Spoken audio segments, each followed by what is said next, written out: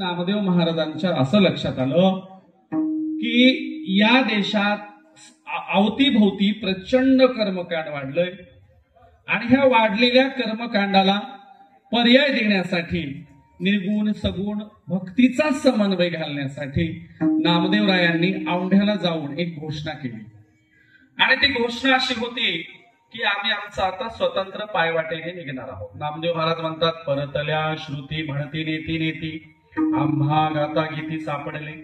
काय सापडलं बरं? तुमच्या वेदांना पुराणांना स्मृतीला जे सापडलं नाही ते आम्हाला सहज गीत गाताना सापडले. काय सापडले? आम्हा सापडले वर्म करू भागवत धर्म. आम्हाला आमचं वर्म सापडलंय आणि आम्ही त्यावर आधारलेला भागवत धर्म करणार आहोत, अशी घोषणा नामदेव महाराजांनी औंढा नागनाथाच्या मंदिराच्या समोर केली आणि ठरवलं आमच्या घर करायचं काम आम्हीच करणार, आमच्या लोकांचं प्रबोधन आम्हीच करणार. नामदेवरायांनी हातात टाळ घेतला, विना घेतला, सवंगड्यांना घेऊन नागनाथाच्या मंदिरात मधल्या गाभाऱ्यामध्ये कीर्तन करायला निघाले.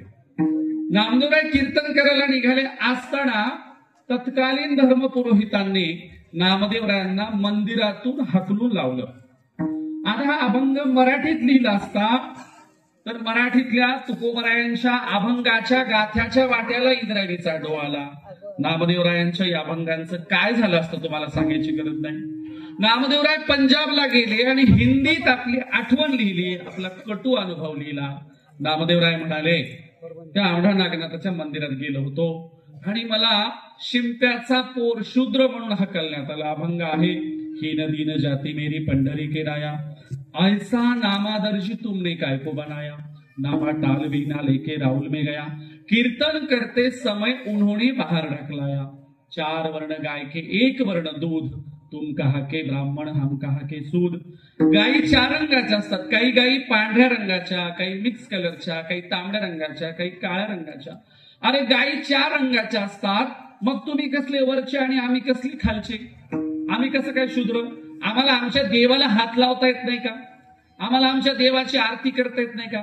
आम्हाला आमच्या देवाचं गुणगानही करता येत नाही का? का हाकलून लावलं? नामदेवांनी औंढा नागनाथाच्या धर्मपुरोहितांना तेव्हा प्रश्न केला, हिंदीत प्रश्न केला, त्याचं उत्तर तर अजूनही देता आलं नाही.